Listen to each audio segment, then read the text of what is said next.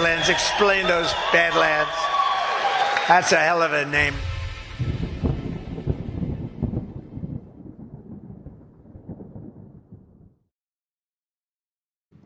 The Jews. Good evening, everybody, and welcome to OnlyLands. Hope you're all having a great Tuesday. How are my co-hosts this evening doing? Excellent.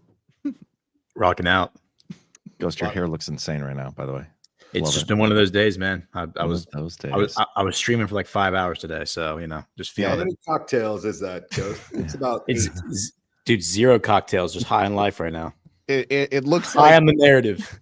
Looks like your body temperature is like really hot, like right at your forehead line, like definitely starting to sweat underneath all of that hair. I remember what that used to be like. Luckily I don't have to worry about it anymore. G, how you doing, man? Good, man. I just love the all male toxicity we got going on tonight. Let's fucking go. Ash is going to ruin it in about 20 minutes. Oh, she's just a little late. I don't know. She's pretty toxic too. She's pretty toxic. Yeah. Quite toxic, and she's probably got bigger balls than all 4 of us combined. But, metaphorically, if you're watching Ash. But yeah, crazy stuff going on. I'm excited to talk about this stuff. I don't think I've actually gotten Ghost's opinion on things, and I told him before the show, like, try not to splurge on the Jew stuff, but it's not going to be contained. How do you not splurge when like Israel's starting a war? Like while we're talking, I know. But you know what I mean. I have been talking about it all day, so I feel like I've gotten it out a few times. He knows what I mean. It's just the TLDR version is all I'm after every time. But yeah, man. Let me do the ad reads real quick before we forget about those completely, and then we can go at it, because Trump had the weirdest post tonight, and it was. We need to talk about that too. The flagpole thing. Like, what the hell was that? Quick word from Jordan Sather's Conscious Strength real quick. Big Pharma is officially on notice. People drinking methylene blue and stuff like that. Yeah, methylene blue, which was a fabric dye. Yeah. Yeah, it was a textile dye. And now they find it has profound effects on your mitochondria. Yep. Yeah. This stuff works, man. Do you know about methylene blue? Originally synthesized over 100 years ago, we are just finding out about its benefit as a supplement, with its ability to help oxygenate the blood and amplify our mitochondria. People all around the world are using methylene blue to accelerate their brain power and support their energy levels. Conscious Strength. Methylene blue is pure USP grade, aqueous solution. Click the link to learn more and shop Conscious Strength now. Got mine right here. Take it every day still. Love this stuff. And we also got Save Pulse. Good friends over at Save Pulse. Today's show is also sponsored by Save Pulse. Save Pulse is dedicated to keeping you and your family healthy with top quality medications like amoxicillin, azithromycin, ivermectin, and hydroxychloroquine at unbeatable prices. The streamlined ordering process makes it easy to stock up on all your health essentials. And now with exciting news about fenbendazole showing promise in cancer research, they proudly offer this alongside antibiotics and viral care meds. Don't wait. Prepare for any health scenario today. Get your supply and stay ahead of the curve with Save Pulse. Visit badlandsmedia.tv/meds and use promo code SAVEHEALTH at checkout to get a 20% discount on orders over $100. That's badlandsmedia.tv/meds, promo code SAVEHEALTH, one word. All right. By the way, isn't that crazy that like we can just like order all these drugs now? Like where before it was like super hard to get any of that stuff, and now we can just kind of like order it. Like how cool is that? Like, what happened to make that like legitimate? Like I don't remember any laws being passed that said they could just sell drugs from India or wherever they're selling them from. Like what happened? Well, that's the thing. I don't know if it's. Because I ordered mine from there, and I'm like, the packaging, some of it's like from India and shit. Like it all works, but like I don't remember a law being passed, but people used to get in trouble for this shit. Oh yeah, I mean, even I remember when I was much younger, just ordering whatever I wanted off the internet. Oh, the glory days of the Silk Road. But I think during President Trump's first term, he did something to make it possible for us to order medication from other countries if it was cheaper than what it is here. Of course, a lot of people just don't bother to do it because they're locked into the current Rockefeller medical system, and it's much more convenient to just get it from their local pharmacy rather than having to wait. But so it is legal? Yeah, it's legal. I mean, otherwise I think they might be knocking down our doors. I mean, we've been doing. But even then, I think it's it's a state. Isn't it a state by state thing too? Like I don't even think it's a federal thing. I don't know. Maybe. Yeah. I mean, there's no laws up here in this country in North Dakota. I mean, I don't follow many of the laws anyway, so it doesn't really matter. So. That is true. Are you ever going to talk about that, G? We'll talk about it one day. Okay. once I'm out of the clear on some stuff. Okay. I'm excited for that show. I want to be on that show whenever that happens. But yeah, I don't even know what to talk about first. That like social media has been losing its goddamn mind. Like I haven't heard any of Ghost's like opinions yet. So like I want to kind of give my opinion because like I literally have family in Iran. Like I have people there. Like I'm part Persian, I'm part Iranian. My dad came over here when he was like 18. He was an engineer. And so like I literally have family over there. You're Iranian? I didn't know you were Persian, bro. Yeah, that's I'm awesome. half Persian. Yeah, I'm half Persian. And so what's the other half? Just like American, Euro, Irish. Well, it's a funny story. It's a funny story. So my mom and dad met at the place called the Gas Chamber. My dad worked on the Queen Mary. Oh my God. Like they met at a club in Long Beach. It was called the Gas Chamber. They met there, whatever. He worked in the Queen Mary as like a waiter. And then like ICE fucking came and rounded up everybody. And like on the news, it was like there's 50 Mexicans and 1 Iranian, and they like sent him to Arizona. And then like my mom married him, so he didn't get deported. And then like, I happened. So it's kind of a funny story. Are they still together? Yeah, they're still together. Yeah. That's beautiful. Dude. Somehow G's toxicity just went up like 15 degrees tonight. Like that's amazing. You're Persian. Your parents met at the gas chamber, and then your dad was almost deported by ICE. Oh my God! And literally, what's crazy is my dad like was literally born in like a mud hut, like fucking mud, and he worked on the space shuttle. Like he literally worked on the space shuttle, like on the tiles and shit that like went to space. So it's kind of a crazy like dichotomy of like being born in a mud house to like working on shit that went to fucking space. Did he work on the Challenger one too? Yeah, I think he did actually. But he worked on like the one exploded? Yeah, well, he worked like on the tiles and stuff. Yeah, I used to go down there and like we don't talk about that one.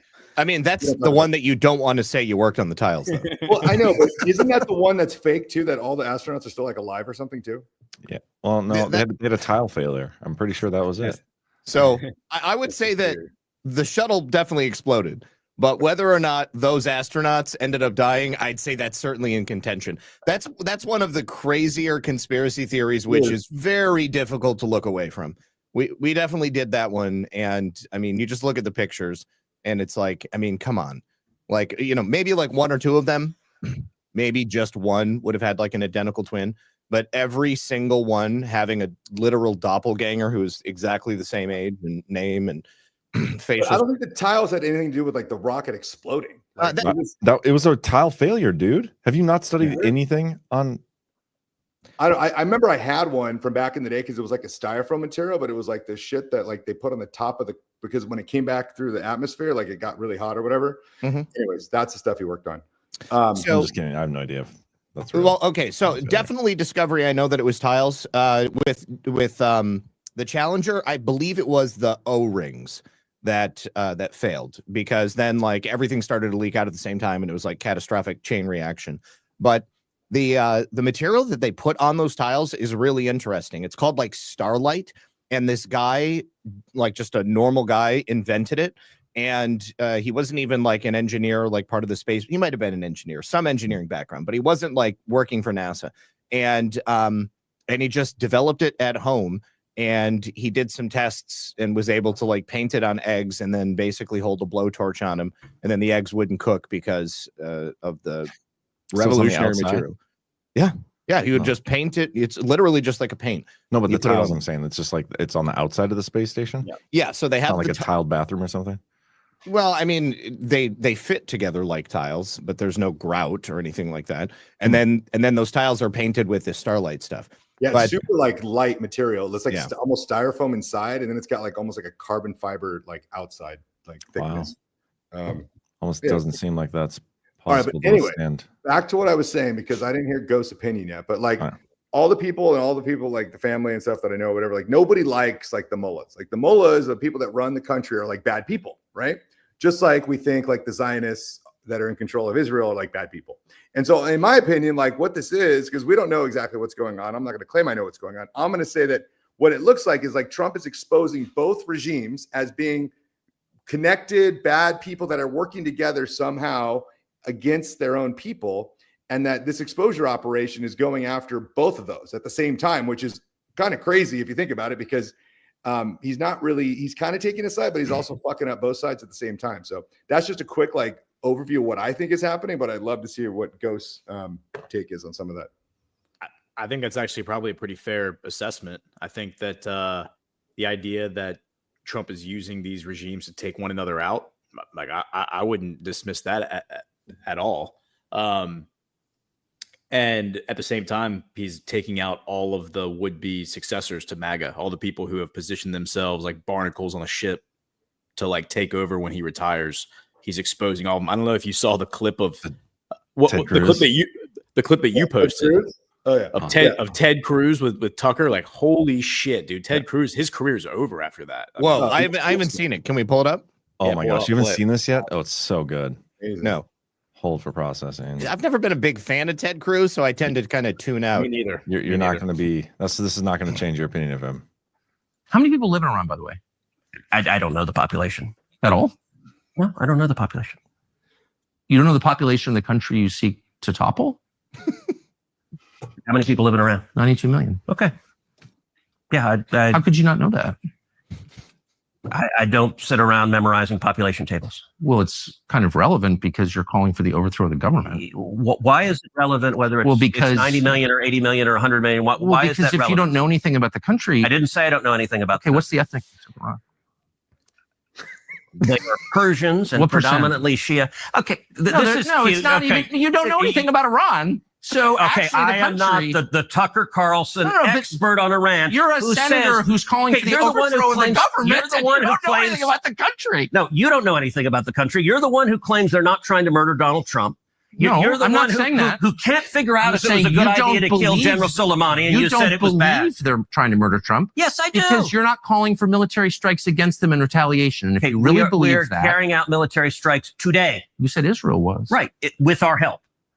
I said Israel is leading them, but we're supporting them. Well, you're breaking news here because the U.S. government last night denied, the National Security Council spokesman Alex Pfeiffer denied on behalf of Trump that we were acting on Israel's behalf in any offensive capacity. No, we're not bombing them. Israel's bombing them. You just said we were. We are supporting Israel. High stakes. You're a senator. If you're saying the United States government is at war with Iran right now, people are listening. Okay. So great. Fucked. I can't wait for the full interview tomorrow. What an idiot. Dude, I mean, like, I'm sorry, Ted Cruz, you're a fucking idiot. Like, how do you walk into that bear trap? Like, holy shit. What an idiot. Yeah, that was so good. It's kind of like reminds me of all the videos John posts about asking congressmen about why we should pay our taxes. Like, before I used to think congressmen and senators were smart, and for whatever reason, like none of them make any fucking sense anymore. No. Is it like, what happened? Yeah, none of them. Well, they were never smart. That's the thing. Right. Like none of this has anything to do with aptitude or intelligence or ability or even skill or talent. Everything has to do with relationships. This is a transactional sort of industry. Okay. And these people know people. Someone sees them and they recognize them as a useful idiot. They know that they could gussy them up with a PR team and maybe give them a haircut, tell them that they've scored 5 to 10 points higher if they grow facial hair. And they put them out there in the campaign trail with some very specific talking points. And as long as you don't stray, well, then they know how to say it. But if you do, case in point. Well, plus with that question, G, specifically, I like butter them up at the beginning of the interview. And then I ask a question. I love it. It's like my favorite thing, bro. I love how you approach it too. I ask them about like the bills and the spending and stuff. And then they're right there. They're fucked because they're like, oh, we're trying to fix the government and everything. I say, okay, well, we've talked about all the wasteful, corrupt, fraudulent spending, and we have this huge deficit. Why should we be paying our taxes? The only appropriate answer there is you shouldn't be, but they are stuck because they can't say that. And so it's a word salad every single time. Every single time. It's funny watching them try to explain it though, because even that one guy was like, well, Gavin Newsom's not going to pay the tax and and maybe someone else down the line can fix it and blah. It's like, are you crazy? Why is anybody believing you? Yeah.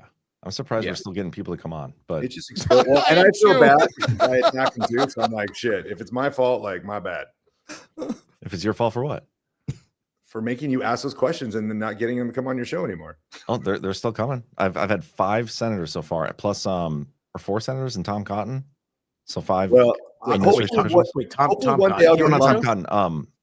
Whoever's the VA guy, Doug Collins. Same thing. Okay. I was gonna say, holy shit, you got Tom Cotton. That would be that would be a big fish to land, because Tom Cotton is about one of the biggest traitors in Congress, and he needs to be turned inside out. Like metaphorically, all of his skeletons need to come out. Metaphorically, that would be an adversarial interview, I would think. Doug Collins, I like Doug Collins. I mean, I always felt like he was a straight shooter. You know, I just see all those people as the same thing, though. They're all the same. You know, they're all paid employees of the Federal Reserve. They're whores of the central bankers, and that's it. Yep, 100%. And you've seen it in the past couple of days, like this ridiculous, like 5 days ago, this ridiculous, just wall to wall, like they're all posting the exact same thing, whether they're Democrat or Republican, they're all posting the exact same thing. And it's like there's only one issue that gets them to come together like this. And we saw it when Netanyahu came and gave a speech in Congress last summer. 59 or 58 standing ovations in 52 minutes. That's insane. That's a standing ovation every 40 seconds. I mean, it's like that's bipartisan. So, you know, I do think that like my favorite development of today is actually not what happened in the Middle East. I think it's the Steve Bannon Tucker thing. Like Steve Bannon doing the Bannon the White returning, and now he is doing the one thing that he's never done, which is grabbing the third rail on Israel and calling Israel out. He's never done that. He's always been like super pro-Zionist, super everything. He talks about what they're doing all the time, but he blames it on the CCP. He blames it on Iran. He blames it on everyone else. He never blames it on Israel, never blames it on the diaspora. I think there's a little bit of strategy there, but he's always talking about the financial crimes. He's talking about the central banks. He's talking about all the things that are typically associated with that subject. And today or last night, him and Tucker grabbed the third rail together. And that X interview, that there's some like little nuggets in there from Tucker. Like Tucker talking about the psyop that he like works with CIA, that was put out by the CIA. Like I felt like he was calling us out when he was saying that. He was like, these people are all saying that I work for the CIA. I like how Trump called Tucker kooky, like just this morning or yesterday, and then all of a sudden like this drops with like Ted Cruz. It's like, you shining some light there, Trump? I mean, it's kind of hard for Tucker to like argue against that. Who goes and applies to the CIA and doesn't get it when your dad used to work there? Yeah. Oh yeah. Like none of that makes sense. Yeah. Well, like, I don't know. I mean, I could see a situation where it like he was explaining to Bannon, like he grew up in DC. He grew up not far from where I live. I've said it before. I know so many people, so many guys who are just like Tucker, not like in terms of being, super base and red pill, but I mean like his personality type, his euphemisms, his mannerisms, like his humor, all that shit. I know so many people who are just like him. And it's like, I could see a situation where he was raised in DC. He was in that whole little club. He was in that whole little group, maybe not like in it, but like an asset in the media or whatever. I could see a situation where push comes to shove. He decides he sees Trump come along and he decides to go with Trump. I could totally see that.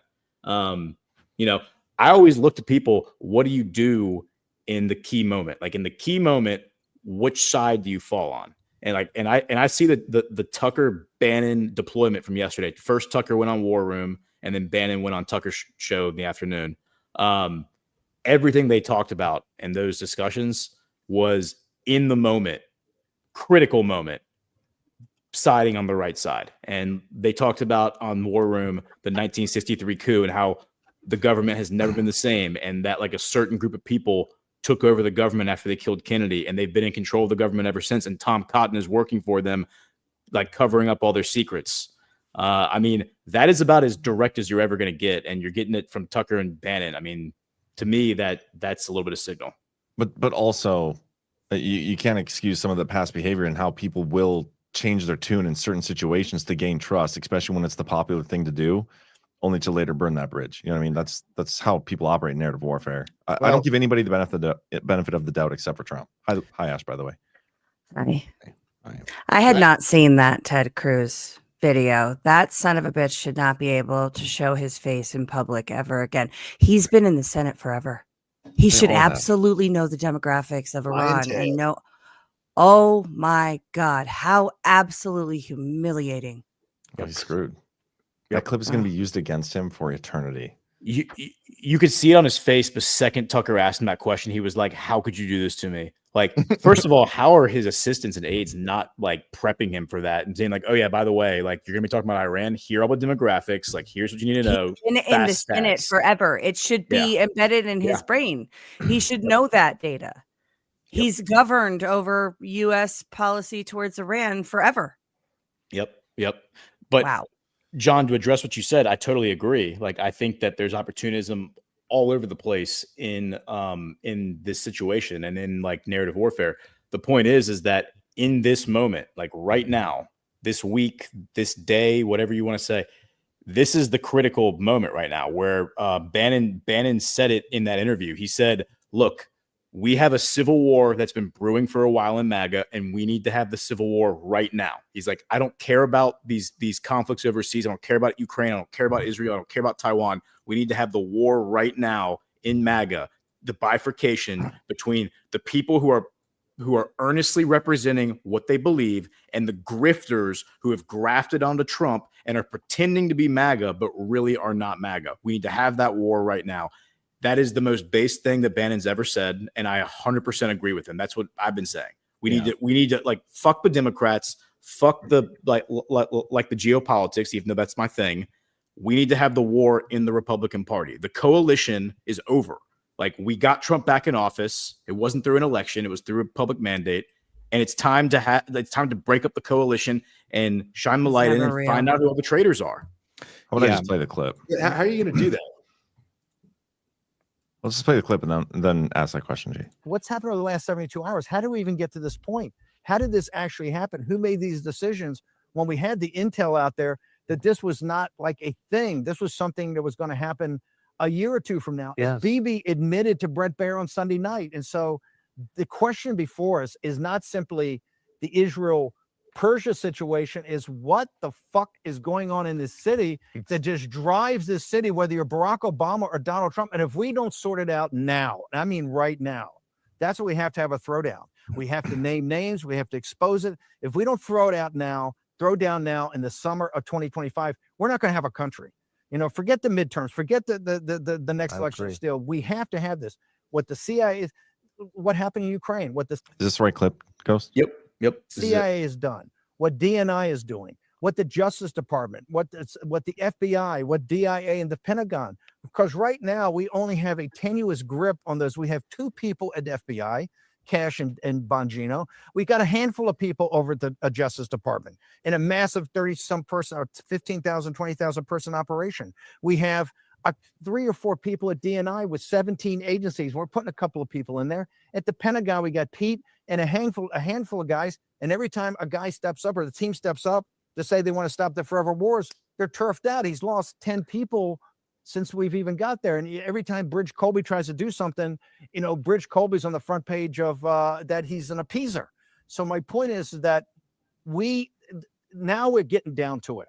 With all these converging crises, we have an apparatus that reports to Wall Street, to foreign investors, to Silicon Valley, in business with the Chinese Communist Party, that's running the deal. And now's the time if we don't lance the bull over this country, you're not going to, if you can't turn around with Trump, the Trump team he has, people like you, myself, and they're blessed to have these apparatuses. If we can't do this now, it's not going to get done.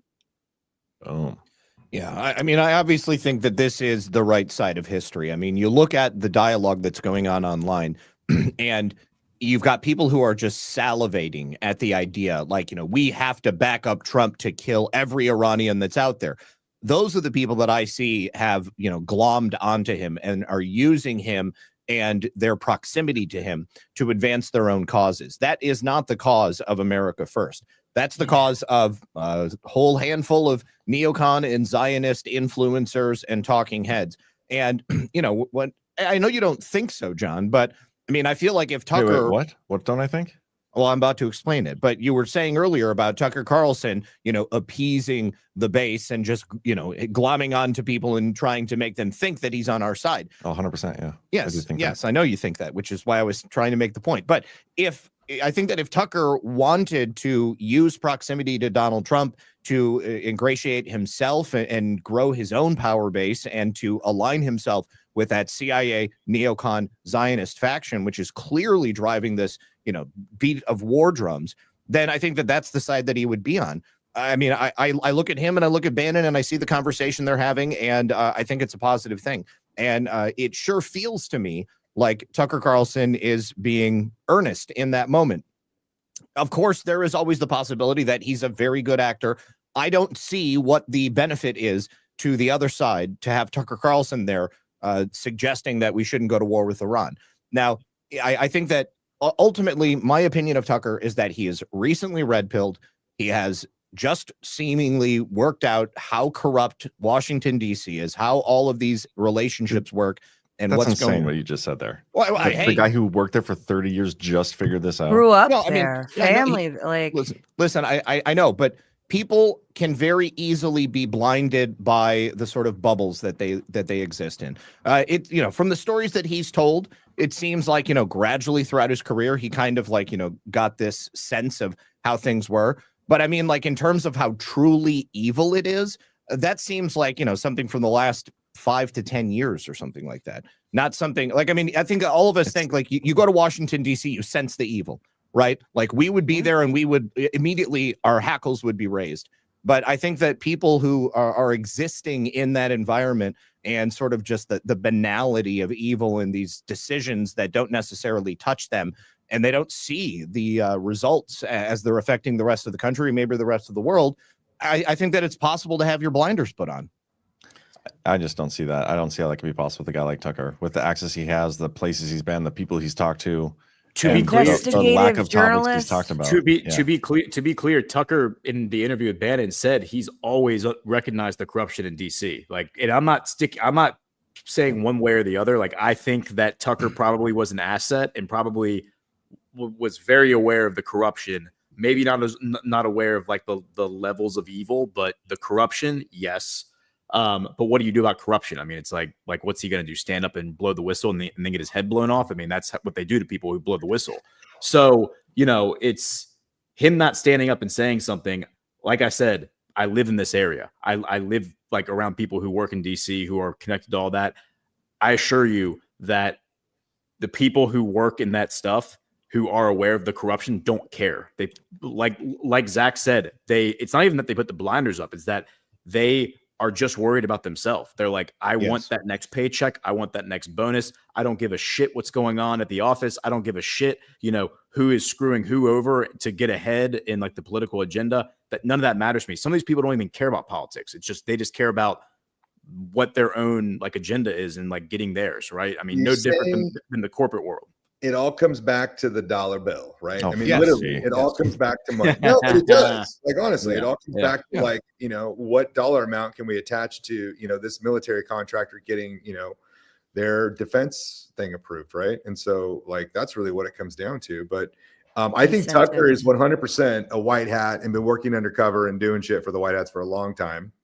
And he plays both sides, but the signal that comes out of him consistently is pretty obvious. People get mad at him for other stuff. I've seen it time and time again, but he's been consistent with signal when he had, Nayib Bukele on, he's had, certain people on, he's had Putin. It's just a consistent amount of exposure that is kind of for normie-ish. Even my mom is decoding stuff with the 8647 now, so because of people like Tucker, right? But before, she wouldn't have given a shit. But it's Tucker's kind of exposed conspiracies in a normie way to, I think, have the public swallow it. I don't know.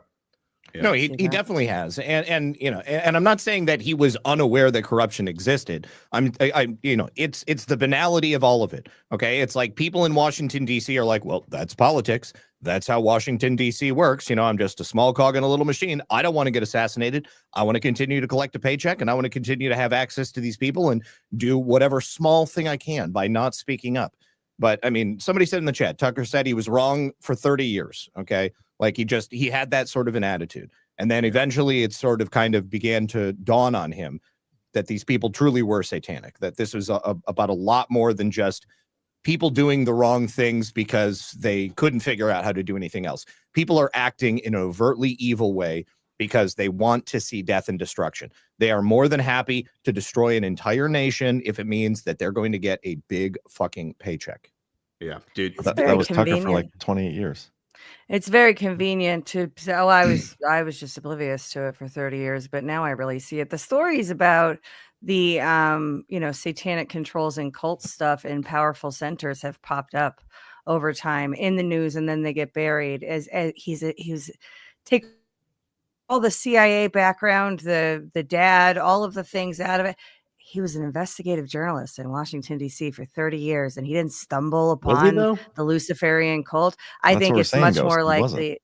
He was Rachel Maddow. He was Rachel Maddow. I think he was like he was like a TV anchor, like a Crossfire CNN. Like I think he was like a pretty face they put on TV to like eventually he was housewives, right? I mean, eventually he was, but when he was writing for like Weekly Standard and he wasn't always the top anchor, top show at Fox News. He came up. I mean, he was much less well known and celebrated during the Tea Party years than he is now. It's been an arc that he's been on, and 20 years ago, Jon Stewart destroyed him on CNN by making fun of his bow tie. I remember that, like that was he wore a bow tie when he was at the when he was anti-Bush, and he was on CNN on like Chris Matthews' show or whatever. And Jon Stewart, I remember, just destroyed him. And I was like, wow, that Tucker Carlson guy is such a faggot. Like, wow, like what a pussy.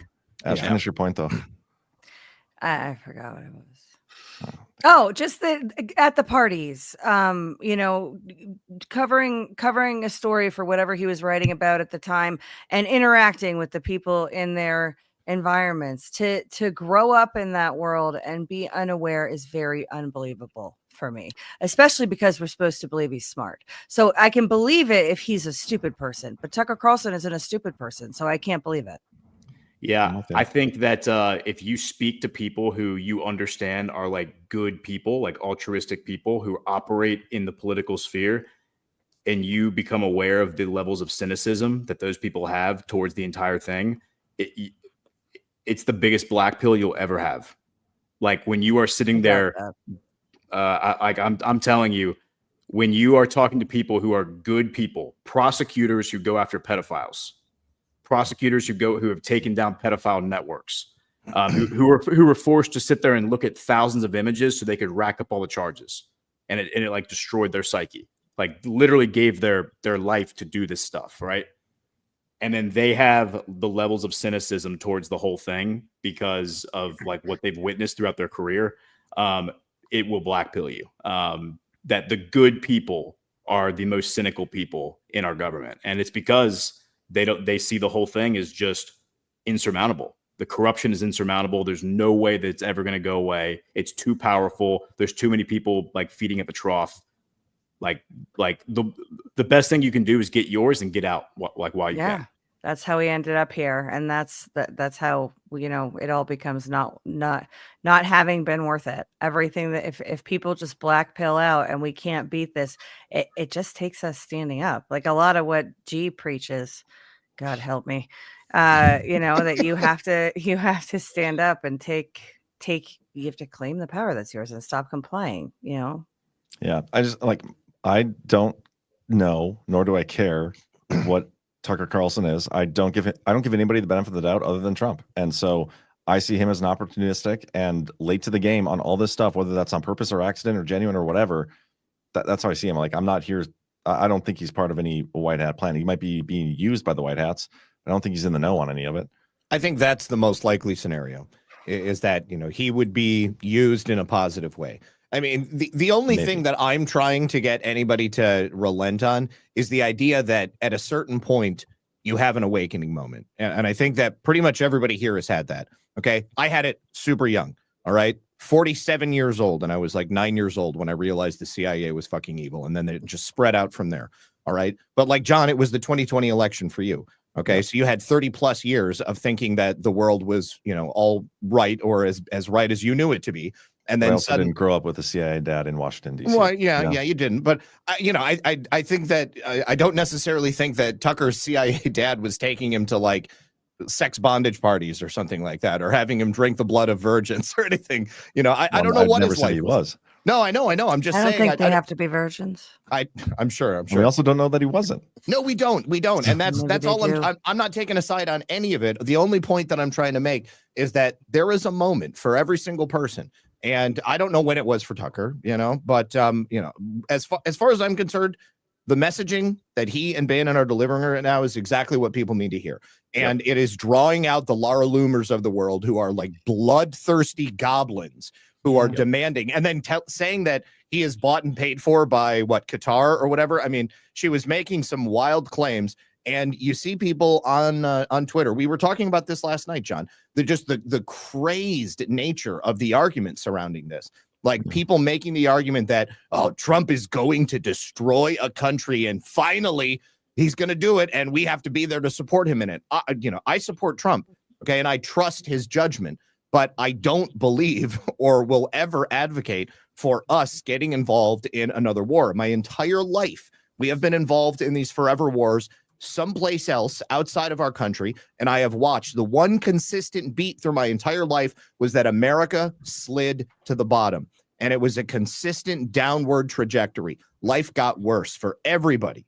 It was terrible. And that's the crux of everything. Like, if you're listening to these MAGA people that are full in on Trump and another war and just supporting him because Trump's rhetoric, like, those are fucking neocon jerk-offs, right? And like, everybody that we associate with, like, doesn't have that view, right? Because we know, like, look, there's some exposure operation going on. We don't know exactly what it is, but Trump ain't here to start World War III, right? And so we can support Trump limitedly to like, hey, we understand he's got to do a couple things, but like, no fucking boots on the ground like Lindsey Graham is talking about, right?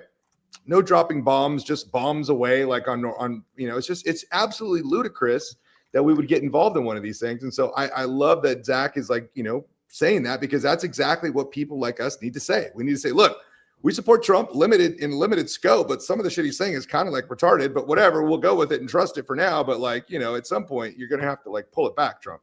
Well, the thing about it, the messaging that Trump is broadcasting, he's the president of the United States. Okay. He's got to have the biggest dick in the room, no matter where he goes. And if the message is peace through strength, then he has to project that strength, that power projection into every nation on earth. Okay. And that means that we have to make the world believe that we are ready to drive a sword through the heart of whomever it might be that would come across us. Okay. They have to believe that that's a possibility. Otherwise, they have no incentive to come to the table. A nation like Iran, I mean, they have lived in hostility for decades. Okay. Since the revolution, and they overthrew the Shah, and the mullahs have been there, and it's been constant back and forth with Israel. They want a nuclear weapon because Israel's got a nuclear weapon. Israel has a nuclear weapon because they stole it from us. And they look and they feel like very, very insecure about the situation. And they don't know if they can trust the United States. The United States overthrew Mossadegh. The United States installed the Shah. The United States has been antagonistic to Iran this entire time. We've got assholes like Ted Cruz or Lindsey Graham who are consistently saying, we need to just bomb the shit out of Iran and get rid of them. Let's go kill another one of their leaders. And so they have to have a reason to come to the table. And so Trump has to speak like that. Doesn't mean that we're going to destroy things. Doesn't mean we're going to kill people. And even in the midst of it, he's talking about, I don't want to kill civilians. He's like, I don't want to, needlessly have people die, but I am willing to do what has to be done if that means that you're not going to be enriching uranium for a nuclear weapon. What's up, Cam? How you doing, man? Good, y'all. How you doing? Good. Yeah, I really sorry they're blending in that dark background. I was trying to, I was changing my lighting so I looked a little more orange. I'll send you mission accomplished. I appreciate it, y'all. Yeah, I just feel like I think we all do this, but we support ideas, not people. Like, I don't really like if Trump says something that I think is a good idea, I support it. If he says something I think is a bad idea, I don't support it. I support him because his actions follow the good ideas. They don't follow the bad ideas. Like there are plenty of people that I have terrible ideas all the time. You guys have heard plenty of them. If I don't act on them all the time, you guys won't think that I'm a complete asshole. It's very simple. Like people, it's not exactly what people say, it's their actions. And with Trump, like he's never switched up on us. Like that's why I don't think we trust any of these other people. It's like from before Trump even got into office, he's been the same fucking guy. With his actions, for sure, but he is all over the map on his True Social posts. Like it's the feedback loop stuff. Like I feel like he's testing the waters on everything. Yeah. Like he'll do a complete 180 on the same topic within 24 hours, and he does it all the time. And I think it's brilliant because he pisses off everybody on both sides and sees where like he gets a good read of the room. He's consistent. He's consistently inconsistent. That's what I love. He's the only one that gets the benefit of the doubt. It's a great way to catch up market manipulators. Yeah. He's the one manipulating the market sometimes. Go buy stock now, guys. Right. That's the thing, though, is that to everyone though. He sows chaos. He sows chaos, and then with there's chaos everywhere. How can anybody predict what's going to happen next? And that gives him the advantage because he knows what's going to happen next. He has a plan. Whether or not the people who like to full control versus the like Q is retarded, like that spectrum. Regardless of where you fall on that, Donald Trump obviously has a plan, being the man in charge, right? Like in his head, he has a plan for how he's moving forward. If he's keeping everything in chaos, then who can keep up with him? Yeah. This is an inflection point, though. We have to recognize that what Bannon said in that clip, this is the inflection point. This moment right now, like the public mandate that is forming right now, is going, in my opinion, to define what happens next, because either we fall back into the post 9/11 scare, fear mongering stuff, which was all over X yesterday. Everybody was panicking, freaking out over the past couple of days about what was going to happen. It was actually kind of sad to see. But not at all surprising. Not at all surprising. And do you think it's actually possible Trump lets us fall back into that for real? No. But I think we have to like witness it for ourselves, and we have to look around and be like, wow, the way that all these congressmen are coming together with Con Inc. and being like, this is what we're doing. It's the right thing. And Trump's looking at them and being like, yeah, it's the right thing. And it's like, holy shit, this is scary as hell. Like we're actually going to go do regime change like all over again. We're back at it. And then there are weapons of mass destruction involved. So yeah, of course. Right. By the way, how terrible is Iran? Wasn't one of the things that Putin removed his support from the Iranian regime? Was that confirmed? No. Okay. He wanted to negotiate peace, and Israel said that they weren't interested. Yeah, he's tripled down. Yeah, Iran. Okay. Yep. Iran is really bad at enriching uranium because they've been enriching it for 40 years, and they still don't have it enriched enough to be capable of being a nuke. Yeah. Yeah. Well, and so like to that point though, like in this moment, to me, it speaks to character, and whether like whatever the incentives are, the motives are for people to come in and do one thing or the other, like whatever, how am I supposed to know what their actual motive is? But if they come in and they push the ball one way or the other, that like, I'm going to judge them for that. And for Bannon and Tucker to come in this moment, and Bannon's never criticized Israel before, and he chooses this moment to come in and say, bullshit, we're going to go in there and back Israel on this. Israel, you're totally on your own. You've made your bed. Good luck. I completely agree with that. They made their bed. Trump told them not to do it. Netanyahu went on Brett Baer afterwards and tried to destroy Trump's credibility by saying the entire time Trump was working for me, I'm actually the one in charge of this whole operation. And the ultimate design of the operation was to do what we did on Thursday. The whole reason that Trump is promising people the golden age is because we're actually doing regime change operations behind the scenes. What that means is that moving forward, every single time Trump tries to negotiate with a world leader, they're going to think in the back of their head, are they about to airstrike me and kill me and do another regime change? That's what Netanyahu. And the answer is always maybe. Yeah. But I mean, that's a real shitty thing to put out there. You are so strung out on geopolitics, Ghost. In that interview, Netanyahu also called himself the junior partner to Trump in the United States at one time. So there's a little bit of mixed messaging there. Bannon's I think. But what he's doing is he's baiting Trump because he's saying, I'm going to kill Khamenei, which Trump already said is a non-starter. Yes. And he's like, all right, well, if you don't want me to kill Khamenei, you better come in and take control, and you be the senior partner. You run point. Yep. You be the egomaniac, the control freak. I'll sit in the back seat and do whatever you tell me to do, but I need your military here running point. And that's right. That's Trump what also he's said this. Need your He's military missiles and money. He's basically like subtly threatened. Yeah. Coming, but if he's going to make a deal, better do it now. Yeah, Bannon's always been based though. Like Tucker is the odd one out in that interview to me. And you know, Ghost, you're so strung out. You think this is the moment. Like where I differ is I still think it's the election stuff. Like we haven't gotten there. And I know G-Money, you're like, oh, you guys are still talking about 2020. I'm not talking about but the money. I'm talking about the election system generally, because all these politicians we see coming in with the same rhetoric you're talking about, the exact rhetoric you're talking about, Ghost, all that can be solved if we could figure out a way to actually run elections that we trust. But thankfully now Democrats don't trust them either. It's a beautiful thing to see. Oh my God, that is so amazing. How ironic would it be after all of the cases where we don't have standing, now suddenly Democrats say that there's something wrong with the voting machines. They've got standing, there's a case, and that is what ends up leading to a massive change in the election system. How crazy would that be? This is also the moment, though, that MAGA sides with our foreign partners against the RNC. Like, that's what I see is like, this is the moment where the RNC is going to step out and identify themselves as the enemy. And then we are going to have to make a choice. Do we side with the RNC and the neocons, or do we side with the Arabs and the Chinese and the Russians and all the earnest people who want to destroy the deep state apparatus? That's what this moment is. Yeah, the RNC has stepped out and declared themselves to be the enemy several times. People that don't see that now need help. But you know, I don't want to stand on the rug.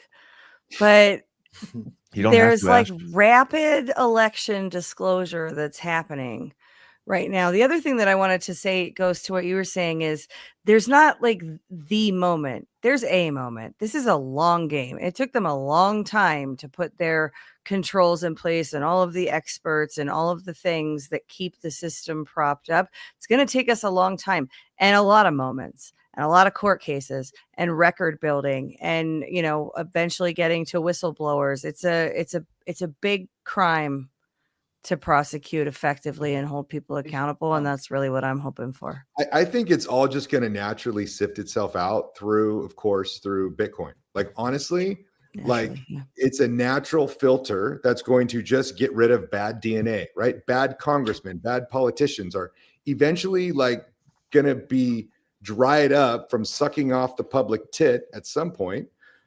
And these are regular folks as well, right? All the people that are corrupt, that are living on this system of fake money are eventually going to wither up and die because they didn't pass the test. God gave everybody a test, and majority of people are failing it right now because they don't understand, like, are you worthy enough to continue if you are on the right path, right? And the path is peace, prosperity, and abundance. It's not theft, corruption, waste, fraud, and abuse. And like, there is only one way to get there, and you're not going to get it through elections. You can vote as hard as you want. You can get the rug pulled out from under you for the 50th time on election and PCAPs and Mike Lindell and all the bullshit. But you're not going to, I don't see it ever getting actually finalized until the money problem is solved, because that will solve all of it naturally. I think we should circle back to how G is half Houthi. Half Houthi? Yeah, I mean that actually that's my favorite part about you now is that you're half Houthi. Yeah, Houthi is Yemen, so much makes sense. I don't know. Yeah, I love it, dude. I love it. If Ted Cruz doesn't have to know, I don't have to know. dude, I love it. Durka Muhammad Jihad. Durka. My dad's dad was a fucking camel jockey. Like, literally, he sold camels, dude. So, literally camels. What were the circumstances under which your family left Persia? Did they leave during Mossadegh? Did they leave during the Shah? Did they escape when the mullahs took over? Yeah, so my dad came over here when he was like 18. I think it was right after the revolution. Okay, well, I mean, that would make a lot of sense. I mean, he's trying to, But he came over here with like no money. He just got on a flight. Like, that's pretty badass, right? Going to a whole new country, not knowing the language, and just like got on a plane. Was he legal immigrant or illegal immigrant? Yeah, he was illegal. I told you the story. The ICE freaking raided the Queen Mary, bro. Oh, that's right. Yeah. Sorry. And like, he was rounded up. You're an anchor baby. Holy shit. I thought they raided the gas chamber. Are you really an anchor baby? Dude, you need to be deported. What the fuck? No, his mom's American. His mom's really need background checks. My mom saved him by marrying him. And then he got legal status. Yeah. Yeah, his mom's American. He's not an anchor baby. I love this story. And Ash, Pretty epic. Ash, you say this is going to take a while, but I literally just watched Ted Cruz's career end in a matter of seconds. Like, Fair point. Okay, I but mean, Ghost, shit. Ghost, Ted Cruz is going to win every election he partakes in the current system we're in for the next 40 years. Yeah. He's the next Jerry Nadler unless the election system fixed. That interview isn't going to affect his electability. But it may affect people's willingness to pay taxes. Hey, so wait, do you guys think they're going to blow up another ship? Do you think they're going to do the whole Gulf of Tonkin thing again? I think this is the funniest. Didn't they send one there that's about to be decommissioned? The Nimitz was actually scheduled for decommissioning in September. So technically, the Nimitz is already supposed to be like in dry dock right now, decommissioned, right? And it seems like all these narrative, it seems like all these narrative stories are things that we've been through in the past, like the JFK assassination, right? Trump gets almost assassinated. Like all these different narratives are almost playing out over and over again. Yeah, nobody's ever talked about reruns on this network, so it's a novel concept, G. I don't know. I don't listen to all you guys, so it doesn't matter. We've been talking about that for like 2.5 years. But you're absolutely right, though. Absolutely right. Are we allowed to talk? Can somebody ask Tim Pool if we're allowed to talk about the USS Liberty on Rumble? Yeah, hold on. I'll ask him. Too late, if so. Well, I didn't know. That Israel. Gordon's done a whole bunch on that. I didn't know Israel gave zero support during the Iraq War either. Did you guys know that? Yeah, zero support. Not one bullet, not one soldier. Why would they support against their own interests? That's crazy. They were funding the other side. That's fucking crazy, bro. Yeah, it's almost like they're our worst ally, but you're not allowed to say that. But did they at least tell us how much uranium Iraq had enriched at that point? It was just trust me, bro. He has weapons of mass destruction. Just go in there and start shooting. Just like Iran. See, John, we had no idea if any uranium had been enriched because they were these mobile containment units that would drive through the desert, and they were very difficult to track. And as a result, any of the uranium that they would have enriched, they were hiding in places that we just hadn't found yet. We were just convinced, or rather, Colin Powell and the neocons were telling people that we were convinced that it was really there. Is that how you enrich uranium? Bad, but no, that's a pipe dream. That's totally fictitious. It has never been done. It hasn't. You don't just been throw it done. in the back of like a car and leave it in the desert, and the hot sun boils it into enrichment. That's not how it works. Okay, well, Ghost, honest question: has anybody provided even a single bit of evidence that Iran has been enriching uranium, or is it just stories? Nope. And actually, Trump was asked about it on Air Force One. Y'all probably saw the clip. Tulsi Gabbard, in March, said that there's no. There you go. Got it right here. Nuclear weapons program. March, the intelligence community said Iran wasn't building a nuclear weapon. I don't care what she said. I think they were very close to that.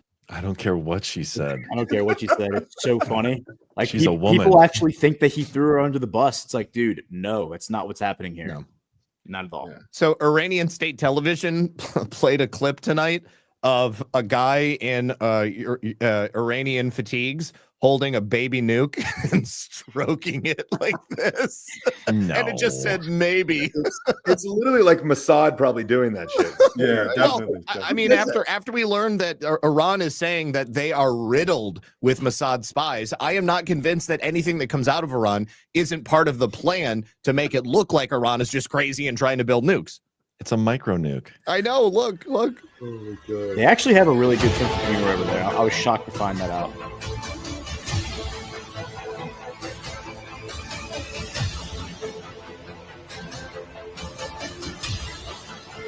We've built them smaller, faster, better. It's a good bit. It's pretty funny. Ghost, can you read Iranian? What does it say? Or does no, it I am working on learning Arabic though. Okay. By 2030, I'm gonna know Arabic. Is that Arabic or is that Persian? That's Farsi, I think. Do you know Farsi? I don't know Farsi. No. My mom's best friend.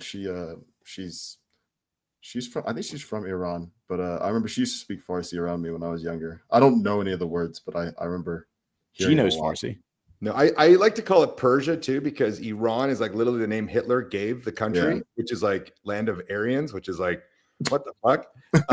Dick. So, yeah, it's like I call it Persia, not Iran. I don't know. It's kind of funny. Because I think like what's that? I was just saying, can we start calling you Prince of Persia? Yes. King of Persia. King of Persia. Honestly, growing up, like my last name was like the worst thing ever to go through school, and like Oh, you do have a weird last name. Yeah, it's pretty messed up. Oh, So that's why your last name's like that, dude. Because you're Persian. It all like dude, it all makes sense now. Holy shit, I love it. That's why you have a Persian last name. I'd always get embarrassed in school because it was like, there's like freaking, there's normal names, there's, and there's my last name. I was like, what the hell is that? I was like, why is G's last name written in Farsi? I never understood, but now I get it. Now we get why he kind of acts like a terrorist. That wasn't a clue, Gordon. Maybe he's Asian. Dude, you are Asian. That means that technically you checked the box for us for like DEI. You know what? I just realized that the other day too. You're Asian, dude. Holy oh shit. my god! My kids had to tell me that, by the way. My kids had to tell me that. G-Money, can you squint for me a little bit? Let me see. Oh, for fuck's sake. He's already squinting. Dude, if I were you, I would be taking advantage of that shit. Yeah, Elizabeth Warren the fuck out of that. I literally just found out about it a couple years ago. My kids told me that. I'm like, oh shit, I guess you're right. I am. You missed the DEI age too, man. You could have gotten so many perks. Totally messed that one up. Totally. What the hell? Matrix Breaker says Persia sounds more glamorous too, and that's true. It's definitely got a romantic feel to it. Makes me think. Well, I mean, old Persia was like where mathematics and all these other things were like really actually, very like creative, and they were leading a lot of things until like Islam took over and basically, sent them back into the Stone Age. And so, there's that. So, dude, Catholicism did the same thing. Persian rugs are great, G. Dude, I was gonna say like the blue rug. Is it blue rugs or blue? It's blue curtains and gold, and it's the South Park episode, right? I don't know. I've got I haven't seen it. Dad has a couple rugs, but he's not really like Muslim or anything, so he doesn't really give a shit. He makes really good. Of course, you come from the cradle of rugs. Now I get it. Okay. Dude, we need AI to make Xerxes with G's face on it. Oh my god, dude! I just saw it in its glory, and he's and they walk him out on a throne like a BTC throne for sure.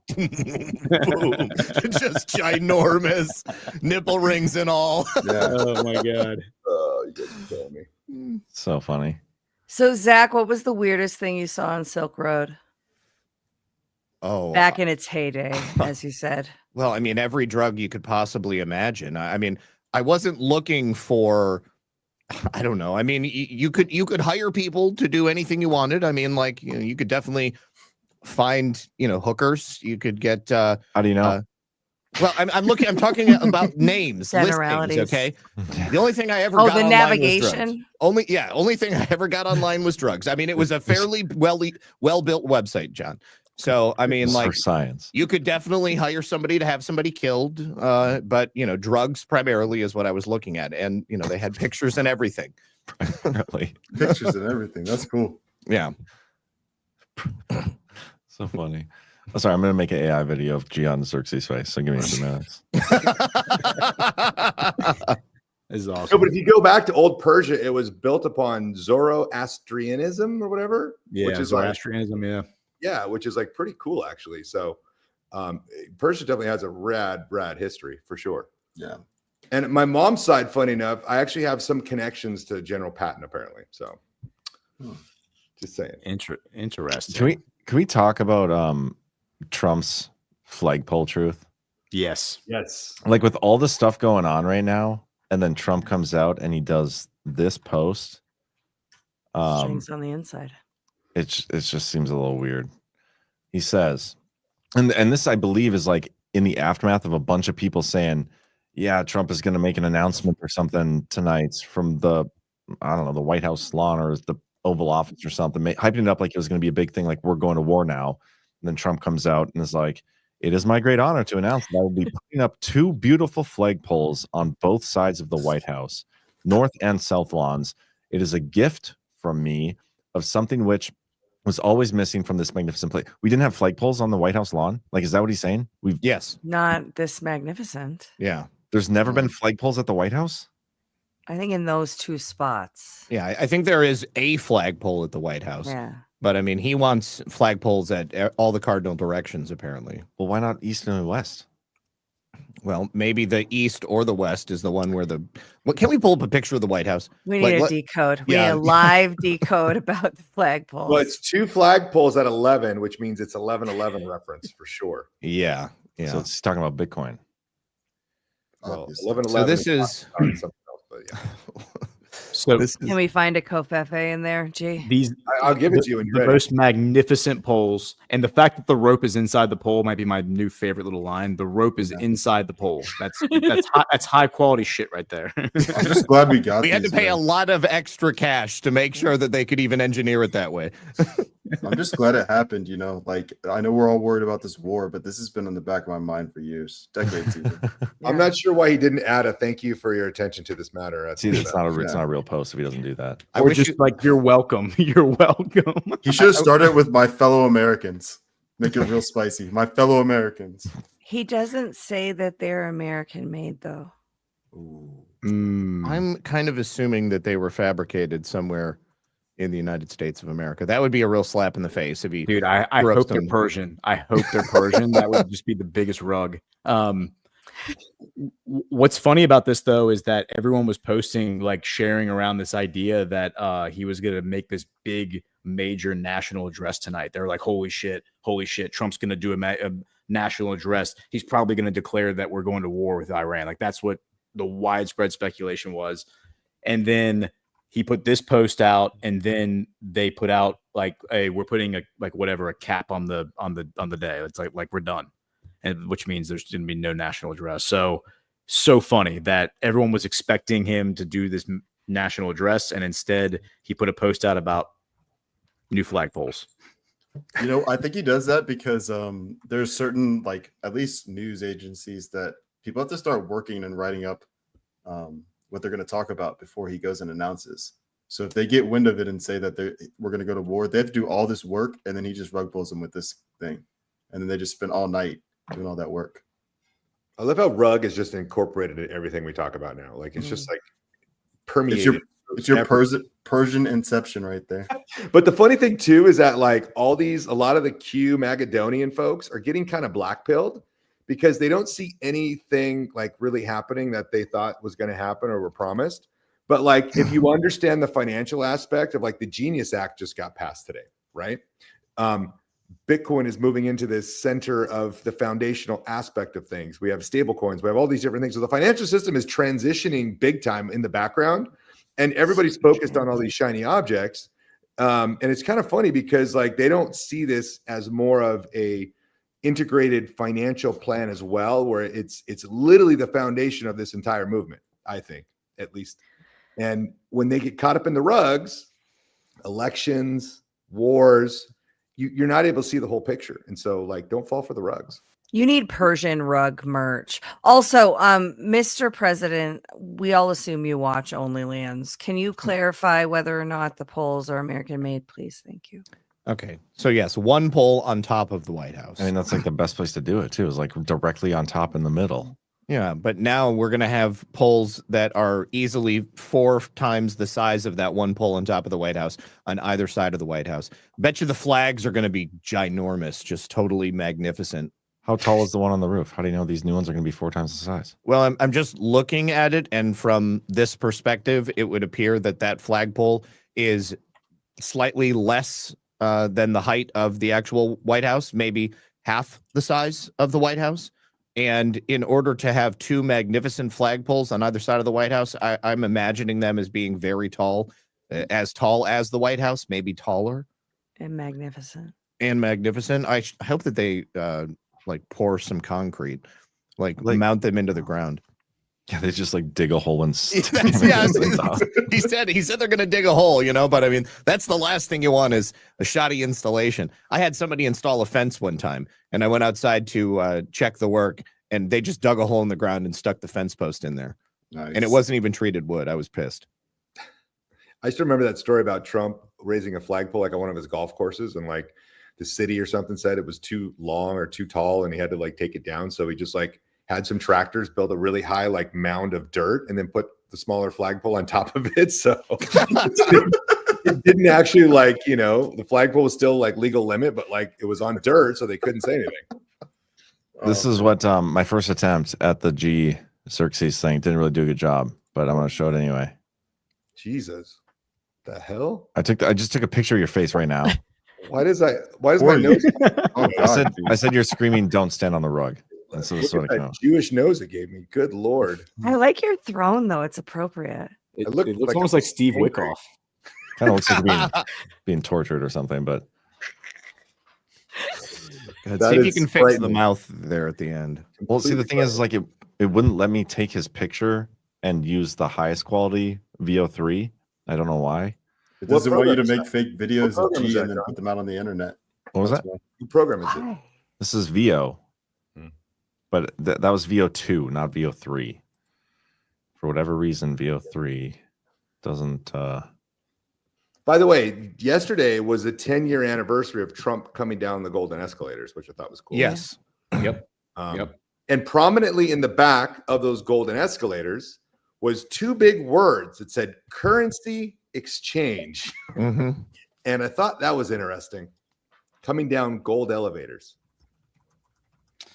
Yeah, it was also the 10-year anniversary. I think it's tomorrow. It's either tomorrow or maybe it was 2 days ago of when Ron DeSantis voted yes to support the TPP, which is the Trans-Pacific Partnership, which had that actually been pushed through, which it didn't, it would have offshored the remaining manufacturing base in America and totally destroyed our economy, probably irrevocably. So, yeah.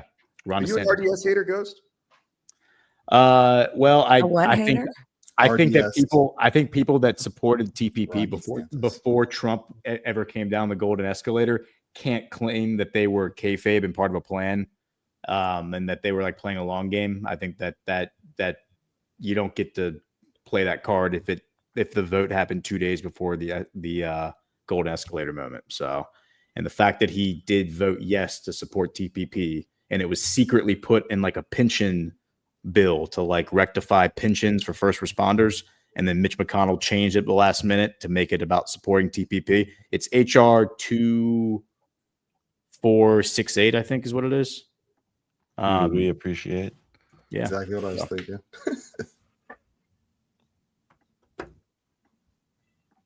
Awkward So silence. Ron bad? I mean, I don't know. I just think that I think every career politician's bad. Like, I don't think any of them are trusting. So I think Ron good though. He's so inauthentic. Ron Like- good. Ron not good, bro. You guys ever watch Yeah. Chris's show, Chris Paul's show? Yeah, me and Chris go after it. At the end, sorry, real quick. At the end, he has like the freeze frame of Ron's face, and it's the ugliest smile I've ever seen in my time. It's just like, Gee, you're only. I mean, I know you've been right a lot about these things, but like, you're not. There's no way you're always right about the Bitcoin thing. Like the Bitcoin being the indicator. Like the only reason you like Ron is because of Bitcoin. The Bitcoin indicator has not failed yet, actually, to be honest. Yeah. I mean, Well, especially in amongst the movement, but see, I just see like somebody like Ron. He's such a grifter. Like everything he does now, like, especially. I think Trump brought him to power, and like Trump literally gave him that spot out of like nobody. Like, you know, who else was he going to support? And you know, the guy's like a freaking Navy SEAL. I don't know. It's hard to like say the guy that was a Navy SEAL that Trump brought from like a 5%. You know, Isn't he a Navy lawyer? he was a Navy SEAL, I think.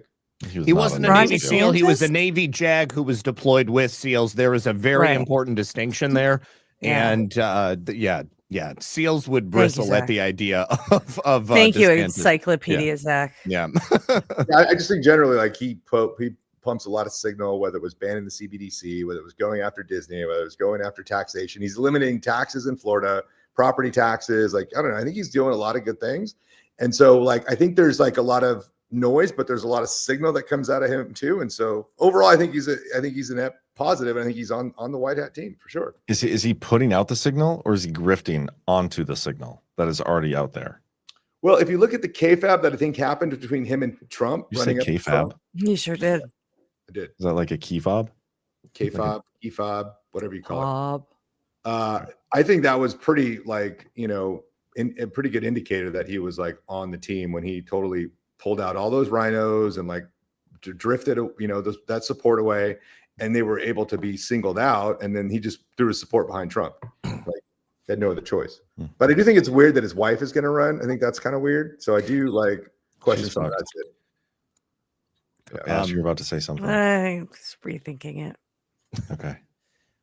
So a South Carolina representative, Robert John May III, was just arrested for distributing hundreds of files of child pornography using the name Joe Biden in 69 on Kick.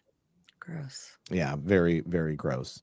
Extremely graphic, they say, and 220 files were reportedly discovered. It's like a state senator or whatever? Yeah, he must be a state rep. Yeah, because South Carolina state rep. Yep. Wasn't there just another one of these like last There week? was Alabama, Minnesota not that long ago. I wasn't aware of Alabama though. Or no, maybe I'm thinking Minnesota. I don't know. It was a state senator, if I'm not mistaken. Yeah, it's crazy. All these pedophiles running our government. You're right about that, G. Yeah, but I'm just saying it's good to see that doesn't matter what party they're in, they're getting scooped up, cleaned out. Burning hell, buddy. I think Iran should just have their central bank just start printing money and just start bidding Bitcoin up to $1 million per coin, and then what? Persia. Yeah, Persia. Yeah. I can't get over the flag thing, guys. Like, this is clearly a last minute thing. Like, they're digging the holes and like doing the ceremony tomorrow. This is not planned. I can't get over it. Like, what is the somebody point in the of this? chat said, "Is it a false flagpole?" And I thought that was funny, but actually, it's like appropriate now with what you're talking about. Like, this whole thing was not planned. Like, why would he tell us when they were starting to dig it? Why would that information need to be dug at all? Unless they just had to mean like, okay, I need to make a post. I was going to do this, but I can't anymore. We need to like distract everybody. Okay, well, will we have time to do a ceremony and fit in my schedule? Okay, well, if we dig the holes at like 7:30 a.m. and that's what they're doing. Like, and he put all the information in the post. This whole thing was planned like today for tomorrow. Dude, I hope that he forces the media to sit there and watch like a long drawn out like pomp and circumstance ceremony where they're like just like chomping at the bit to ask about the Middle East, and he's like, no. Like, let's put the dirt back in, let's bury the flagpole, and just sits there and like drags it out for like 2 hours. That would be high comedy. I mean, it was just Flag Day, so it's Yeah. not that. Then why not do it on Flag It would have made more sense to do it would on have, Flag Day. but maybe he really wanted to get out of the G7. And they had the birthday party and the parade and everything on Saturday. It was booked. They were pretty booked, and then he had the G7, and now it's flag time. He also had to do the phone call with Putin where Putin wished him a happy birthday. And Yes. he wanted to make everyone know that Putin did wish him a happy birthday. And then Putin called Xi and wished him a happy birthday too. And he did So say that it's this is going to be like a birthdays for full everybody. year of celebrations. So like if we continue to get odd things happening like this, like maybe it's all part of that. I feel like they just have a list of things like, okay, this is something we can do to take away and distract people from something we were otherwise going to do that the media leaked ahead of time. You know, like, okay, Trump is about to do this press conference to whatever. We don't want to do that anymore because it leaked. We're going to do a flag thing. And then maybe next week they're going to build a gazebo or something, and just they're going to fill up the White House lawn with a bunch of random outside shit. Or it could all be part of that destabilization effort to keep everybody on their toes. I mean, Trump may have thought about doing all of these things that are, cool. All right. But like not particularly important in terms of what's happening in the global order. And maybe they have allowed certain things to leak, knowing that people would freak out, thinking that it was going to be an announcement of war. And then it turns out to be something totally benign, but very patriotic. What if the real message is whatever flags are going to be raised on the flagpoles? I thought about that. What if they have gold fringe on the flags? What if they don't, G? What if they don't? Does that mean it's captured? I mean, it's under admiral. I thought if they don't have gold fringe, I'm not the exact. There is no Thank you. consistency to this argument, and every time it comes up, I'm like, it doesn't mean anything. It definitely doesn't mean anything, because people will say that there's no fringe, and then like you'll just look at a different angle, and there's definitely fringe. Well, do you guys remember hearing those theories? This was years ago, and but about how Trump dressed Melania as a flag. Do you guys remember hearing that her dresses and fashion was actually sending a message? Oh yeah, that like the colors and stuff. Yeah, but not definitely like her fashion choices have been signal on occasion, but not as far. I've never seen her dressed as a flag though. No, that she was his flag. Like, there was a theory that she was his flag, and he was indicating comms through her clothing. I remember here. I don't remember where I heard it, but it was somewhere. I heard that. I mean, I wouldn't say I was following it, but like over probably from like 2021 through like 2023 at least, there were always comms connecting with her attire, kind of like his ties nowadays. Yeah, she had a white hat dress on. She had a blockchain dress on. So there were a couple. Yeah, the Pepe green was a good one. Tiffany blue. There was a purple one time. I remember. Where do you think he's gonna put the flags? You think like so north and south directly? Like what is this thing? Is that a hot tub? Yeah. It's a queue. Look, it's Q. Nice. How do I do the thing where I like go get a different angle? 3D. You mean you're looking for Google Earth, I think, and there should be a 3D button down there if it's capable in this. Yeah, there you go. That's a hot tub. Nobody rendered fountain. Yeah, nobody rendered it properly in SketchUp. I think a space shuttle landed there in one of those sci-fi movies I saw. I wonder if they can't get like accurate stuff from. Is that really for the flagpole? Like, where's the flagpole go? Well, that's what I'm wondering. No, this is like not right now, you know. But I'm assuming they must have been having an event out here. It's like Tyler Perry Studios. I don't know, man. I can't control fucking Google 3D. How do I turn it? This is my nightmare. I don't want that. Ah, here we go. I don't know. I don't think they have a hot tub on the front lawn. I don't think so either. It's got to be a. Yeah, it's got to be it'd one of those. Cooler if they did, but I don't think they do. It's got to be a like who said a fountain or something? Not me. I said fountain. Oh yeah, it's a fountain. Look at this. Yeah. How do I open image in new tab? There we go. Yes, it's a fountain. Where are you seeing this fountain? Oh, whoops! I forgot to share my screen. You think they're gonna go in front of those two bushes? That's a hot tub, man. Just warm it up. There's one jet right in the middle at the bottom. I don't know. That'd be a cool hot tub, though. If anybody gets access, they should just go run and jump in the. You get shot on sight. You get shot before you even get close to that thing. You try to get over the fence. Like if you were invited in one day, like what if John gets to go there and he just like does full like old school and just runs and jumps in the freaking pond? Seems like a bad We're going streaking. You'd be a legend. That would be pretty legendary, bro. Yeah, I feel like I get shot, but okay, if I ever get the opportunity, You're running to the pond. Like, why would they shoot you? It's real hot in here. I need to go cool off. Naked in the pond out front, or the. Did you already talk about like your trip to DC or whatever? I talked about a little bit, not much. It was a lot of walking, but it was cool. I got to go into the actual Capitol, so I connected with one of the Congressman Cloud, and his staff, and they like gave us a tour. That congressmen get one tour a day where they can take people onto the House floor, and they let us do it. So we got to go onto the House floor and like sit in the front row. What? Did you take pictures? They don't let you take your phone in. I had to take my watch off. I had to leave my AirPods out in the entryway area. Why? Don't know. It's not a skiff. Don't know, but it's like a rule that nobody can take their phone out there except for the Congress people, and even they're not technically allowed to do it, but they do it anyway. But nobody's supposed to have their phones and stuff out there. Yeah, it was cool. I got to sit I got to touch the stuff, like the little stand they all give their gay speeches on, and sit in the front row. I got to touch stuff on the House floor. Is your review? I love that. I got to see how they vote. I got to walk in the underground tunnel from like their offices over to the house. Yeah, it's pretty cool. I got to go into Mike Johnson's office, and he's got a great like patio view of the whole place. Did you ask Chip Roy if we should pay our taxes? I did why not. We should pay our taxes? I did not, because I want to get an interview with him and do it on air when it's recorded. Yeah.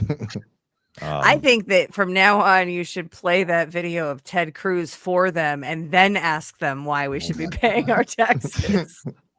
That's so good. I can't believe the Ted Cruz thing still. Mm-hmm. Nuts. That's wild.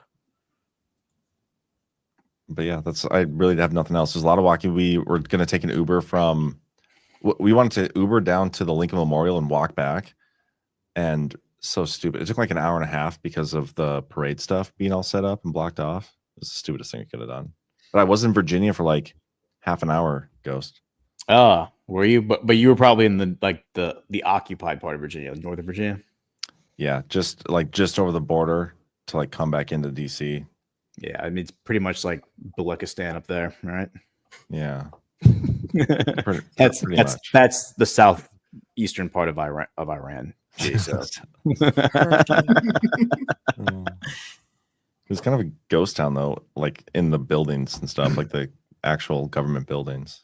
Did you expect to find them working? Well, definitely not that, but I lost at least them being there. Everything was like shut down. Y'all got fired, man. Northern Virginia is pretty much just like endless suburban sprawl. Like it's just like nothing but strip malls and like new developments. And then like every now and again there'll be like a little pop-up of like skyscrapers of office buildings that shut down at 5 o'clock. Like they just empty out and everyone drives home at 5 o'clock. It's a really, really weird place. Northern Virginia kind of gives me the creeps. Yeah. Definitely got that vibe too. Sure. But yeah, nothing else to say about it. Gee. Yeah. I used to be excited to go there, but now it's like, what's the point? I don't like crowded places. It's like I don't think I would like living in DC. No. It's definitely got the heebie-jeebies. Yep. I don't like going to cities. It's a dark place. I don't like going to cities anymore, like big cities. It used to be so much fun when I was younger. Not even just like a kid, but just like when I was in my 20s, like going to like LA or New York or something. Now I'm just like, I don't want to go to any of these places. It's disgusting. I did like going to Arlington though when I went. That was actually pretty cool. That was pretty sweet. Did you go to the cemetery? Yeah, I went to the cemetery, went by JFK's thing, went to the Tomb of the Unknown Soldier. Like that stuff was actually pretty cool. Yeah, you could feel the energy in those places. Yeah, for sure.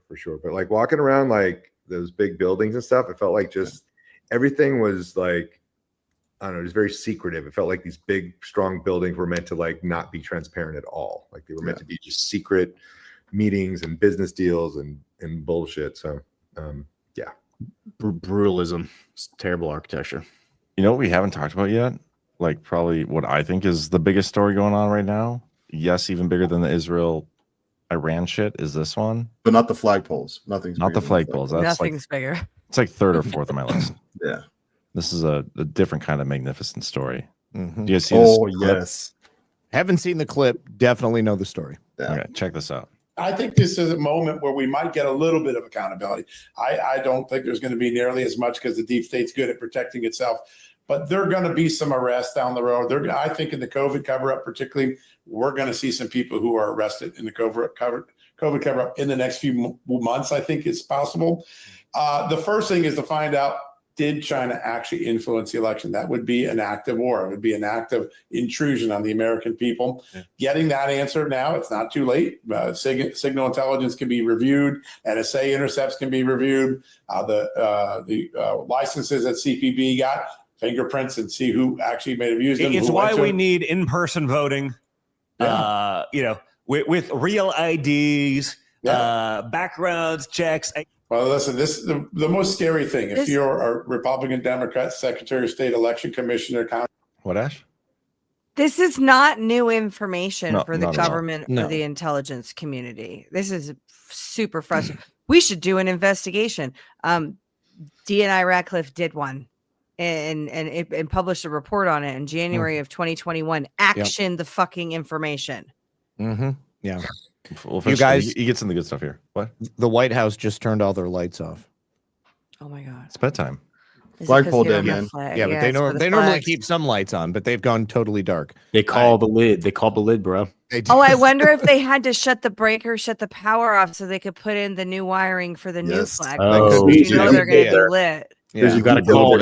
You got to call that number first to get the mark the lines before you start digging on the ground. 'Cause you might hit a wire, bro. Yeah. Or you don't want to hit a gas line, especially not in a place like inner city DC. Yeah. Look at the key drop. 10 Days of Darkness is coming. I was about to say that. It's 10 Days of Darkness. It just started. That's it. That's it, guys. That's why I said it was so that somebody would say it. Careful. People get real offended if you make fun of that. I'm not making fun. I'm serious. I was told people wanted to destroy Badlands because I said that on a show once a couple months ago. So yeah, it's a real thing. I'll tell you about it later. I'll finish this clip here. County Commissioner, China saw our mail-in voting system as a extreme, vulnerable option to go attack America. That's one thing that you can draw from these documents. They saw how easy it would be to change the outcome or attempt to change the outcome of an election by using mail-in ballots, not machines, not other things. They saw the weakness of the system right in the middle of the COVID-19 pandemic. That should alarm us all. Anyone in a position of authority election should read this document. Now, I'm going to just read one paragraph. Yeah, well, read all of the paragraphs that are relevant because I think this is important. It's the first time I'm seeing the text of this. So this is breaking news, guys. So I think it's important. I think this is the kind of stuff we got to make sure that other people share because the mainstream media will pretend this thing never happened. They'll sweep it under the rug. No one knew. Oh, yeah, usual BS. The report says that this source was a collaborative source. It had been in the system for less than a year. He obtained the information from an identified subsource who claimed they obtained the information directly from communist government officials inside China. In late August 2020, the Chinese government had produced a large amount of fraudulent United States driver's licenses that were secretly exported to the United States. The fraudulent driver licenses would allow tens of thousands, there's your answer, more than 20,000, tens of thousands of Chinese students and immigrants sympathetic to the Chinese Communist Party to vote for U.S. presidential candidate Joe Biden, despite stuck page together. Despite not being able to vote in the United States, China had collected private U.S. user ID from millions of TikTok accounts to include name, ID, and address, which would allow the Chinese government to use real U.S. persons' information to create the fraudulent driver's licenses. The fraudulent driver's licenses were to include true ID numbers and true addresses of U.S. citizens, making them difficult to detect. That's what came into the FBI in August. Yeah, and that's because China's been stealing all that data from Americans forever, so they probably have a perfectly good database of people who were probably going to be no-shows but had real ID. Change the name, change the photo. That's right. There you go. You can go buy your election in the United States. I have the video. I think this is the most made up bullshit story that I've ever fucking heard. I thought this, as soon as I heard it, I'm like, wow, they went to great lengths to make up a fake story like this. What about it you think is fake?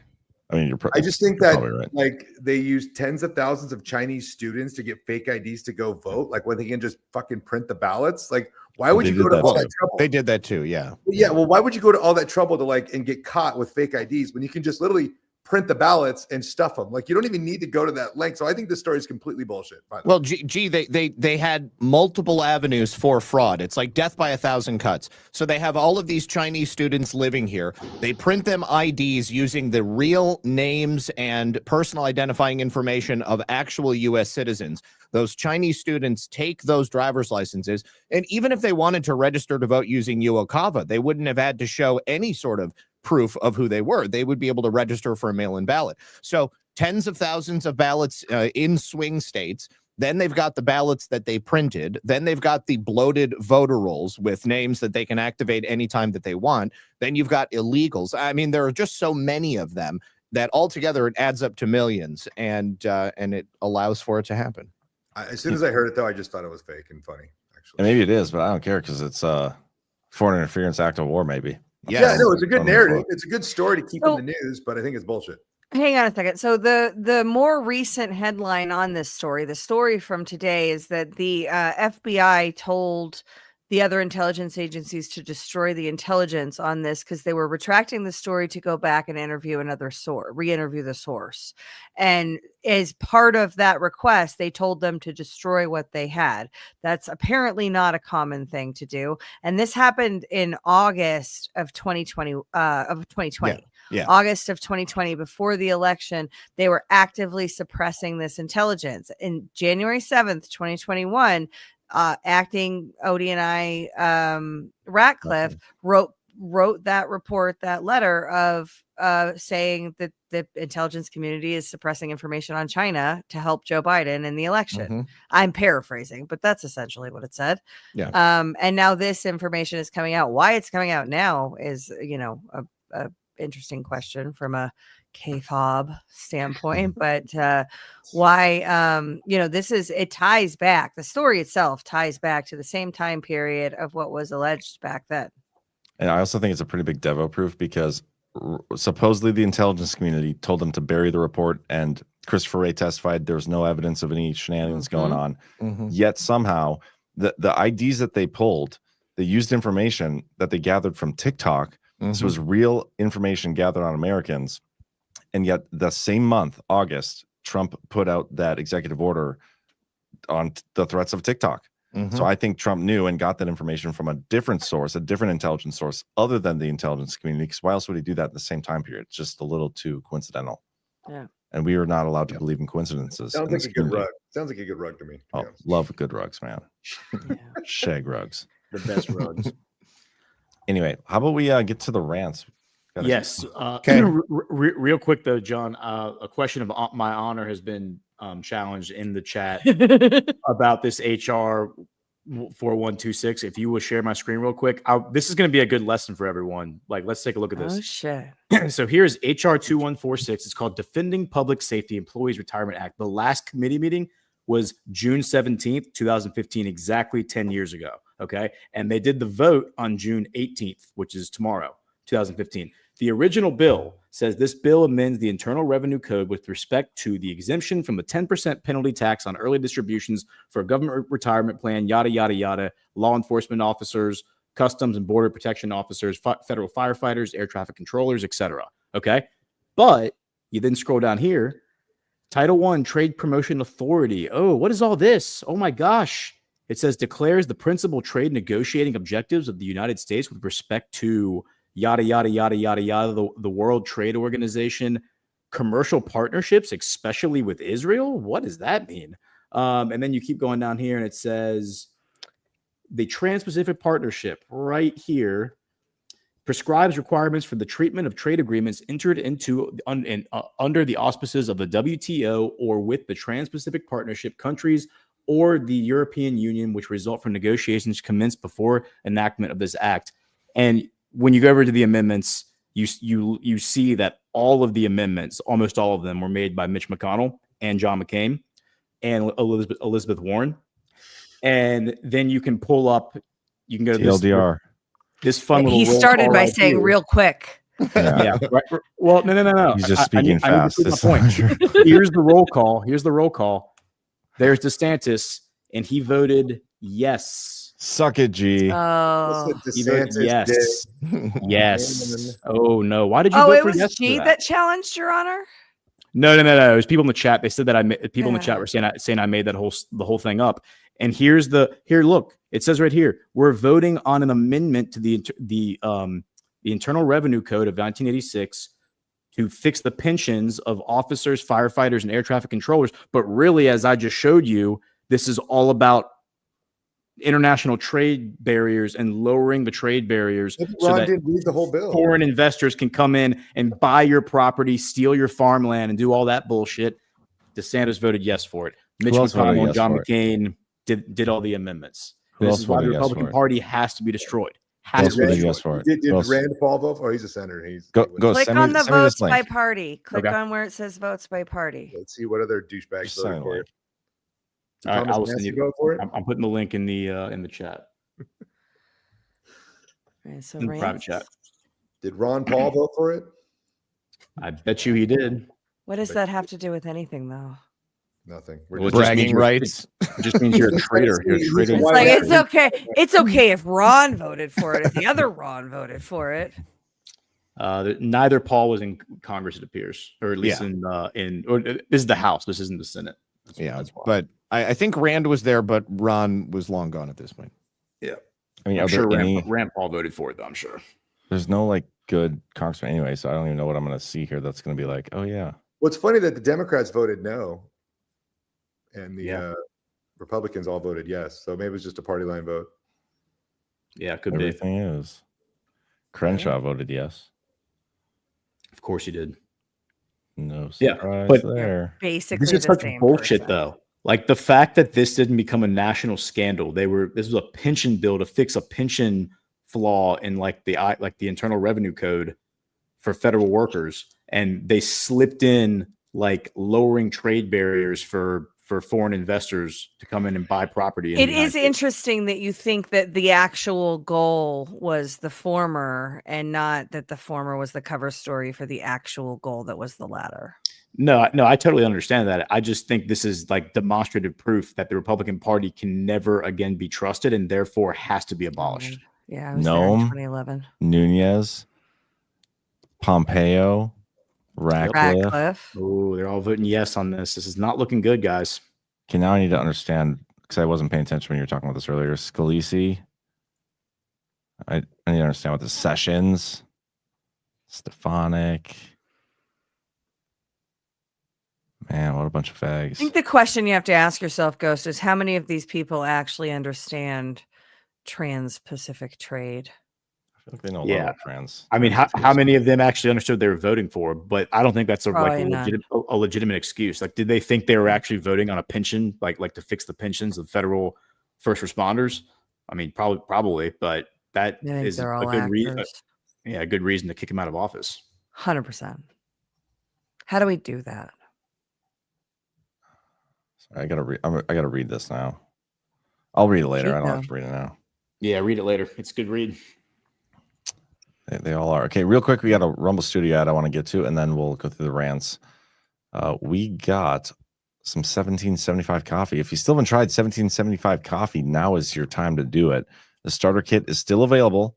They only started with 1,000 units. They're dwindling. You're getting the bold dark roast that hits harder than a CNN fact check, the smooth medium roast, and the Vitality mushroom coffee for clean energy and laser focus with no crash. All single origin, small batch, toxin free and mold free. Plus, you're also getting a gold spoon clip because freedom isn't scooped with plastic. A frother strong enough to stir up your coffee and your mother-in-law's political opinions, and a black 1775 tumbler that says, "I don't take life advice or caffeine from a woke sea witch." $170 worth of coffee and gear, yours for $99. And this is for those of you who've been watching 1775 blow up on Rumble, wondering if it's actually worth it. Spoiler alert, it is. Go to 1775coffee.com/studio and grab your starter kit before they're gone. Bold beans, clean fuel, and a morning routine that stands for something just like Rumble does. And thank you to Rumble Studio and 1775 Coffee. All right, couple rants here. Oh, by the way, I showed the video of the White House going out. Mm-hmm. It's just like one side. There's the other side that stayed lit. Someone left the light on in the middle too. Yeah. Idiots. So I don't know. They like blew a fuse or something. I think they're wiring the flagpoles. Might be right. I'm with that. But they haven't started digging. They don't start digging until 7:30 doing a.m. the Eastern. ceremonial digging at 7:30. They have to do a whole bunch of prep. The Secret Service has to get in there, make sure everything's fine before the president is out digging in the yard. What does ceremonial digging mean? When they like have a photo op to dig dirt, happens all the time in construction and like the groundbreaking. You mean? Groundbreaking type, yeah. Do you think that ceremony. the Secret Service actually has to dig the shovels because of like you're disturbing soil on the White House property? Like who actually has the authority to put a shovel in the ground on the White House crew, on the hallowed sacred grounds of the White House? The grounds crew probably gets some type of like background checks and clearances and stuff because everyone that works in the White House gets a certain type of clearance. So allegedly. Anyway, Keith Higgins says at least Tucker went to Trinity College and not Yale, so he wasn't forced to masturbate in a coffin in front of his dad. He probably did it voluntarily at CIA summer camp. Is that a thing at Yale? Yeah. It's a skull and bones. Yeah. How do you know they don't do it at Trinity too? Or have some variation of that ritual? Are you implying that masturbation into coffins is like universal? Among the Luciferian cabal? Yeah, it's like putting people in coffins and doing weird shit to them is something they do a lot. There was a fraternity at my school that did that too. But that was just guys doing drugs. Yeah, he said goodbye in the private chat. Oh. So don't forget about your frat brothers standing in a circle around you, watching you jack off as you lay in a coffin. There was another fraternity that did that too, and everybody made fun of those guys.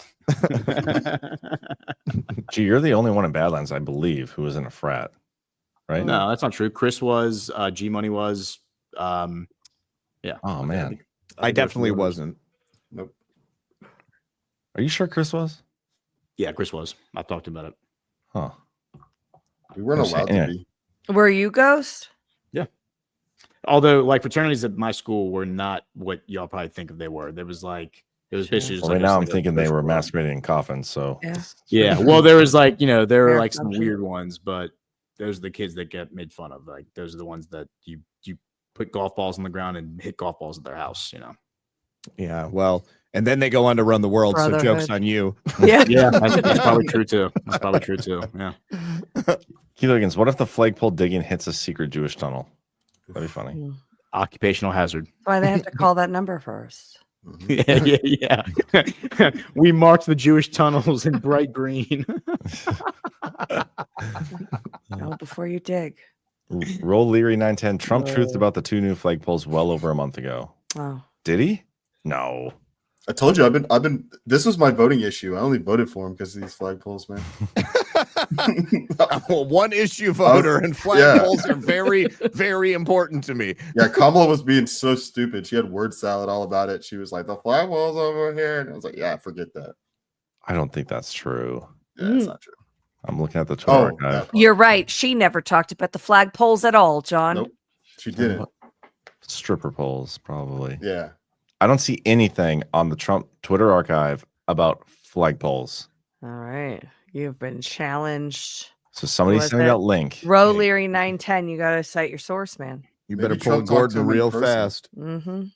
Wait, let me see. Online. Oh, Gordon. Look at this. Trump Twitter archive. The last time Trump said the word flag in a post was August of 2024. That doesn't seem right either. Yeah, because he should have said Flag Day. Did he? Everyone's saying, yes, he did. Yes, he did. Somebody show me. I mean, I'll believe you once I see it. I just got to see it. Yeah. White House poll. Nothing coming up. Try Barney Fife. Is that his name? Barney. Just type in Barney. Frank. That's it. Oh yeah, his nipples protruding. Yeah. Yeah. That guy. My wife Dodd-Frank. Dude, my wife like made that joke in front of my kids, and now my kids like say that all the time now. Very, awesome. very, very, very disrespectful. About Barney Frank's nipples. Yeah, because we were like going to the pool or something, and I was wearing a shirt, and I guess my nipples were protruding, and so my wife made the joke. That's amazing. And so my kids are now always like, "Daddy, you're being very disrespectful right now." Oh my gosh, that's amazing. Okay, anyway, somebody find me the link of Trump truthing about that before, then I'll think it's less of a psyop. Let's see. Keith Higgins, Melania has been used as a Navy signaling system called Semaphore. Her dresses signal she's motorboating worthy. Inappropriate. What'd you expect? Inappropriate use of Melania. I think it was appropriate use of motorboating, though. Boom diggity. Just kidding. It's appropriate Keith O'Higgins for sure. That's for sure. Boom diggity. Watch the water. Flags for coastal warning display. Wait, let me pull up the link. Thank you for the rant, by the way. So we're saying like storm warning. Is that what people are saying? Or it should be a hurricane warning technically, because there's one in the middle in the White House. So a month ago, somebody in the chat sent us the clip of him talking about it. Pull it up. I got it. That's interesting, though, Boom Diggity. Thank you for sharing. I don't know how to search through Trump's truths, but I do see people on Truth decoding like random accounts. This is the official White House Twitter account from 1 month ago. We're putting up a beautiful, almost 100-foot tall American flag on this side and another one on the other side, 2 flags, top of the line. And they've needed flagpoles for 200 years.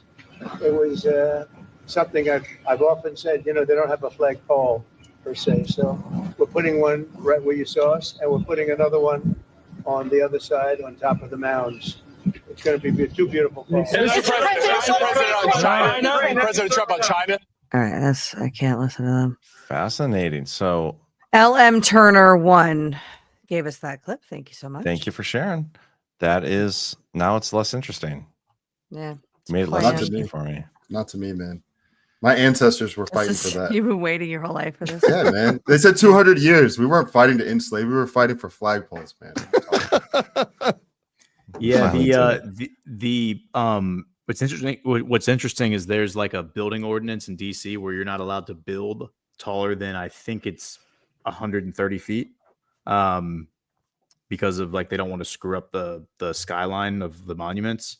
So it's like that probably had something to do with the fact that they don't have a 100-foot flagpole.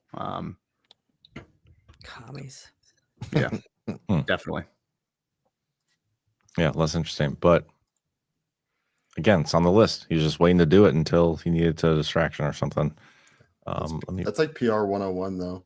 Like they have a story ready to go in case you need to change the news cycle. Thank you for sending that in, guys. Angie K, the new info is the fact that the FBI told all intel to delete and trash info, then called Twitter and Facebook to start deleting people. Good call. Yeah. And then again, Angie K just came out because Cash was just given it from that locked hidden room. I don't believe that story. I don't believe the locked hidden room of secret documents we just found out about story. I don't either. We talked about that last night. Yeah. The final demand. Trump is putting the flags north and south because it's the opposite of the DC monuments, which run east and to west. I hope he has 2 camping world-sized flags for those poles. Guys. Also, if you look at the layout, east and west would not be possible based on this.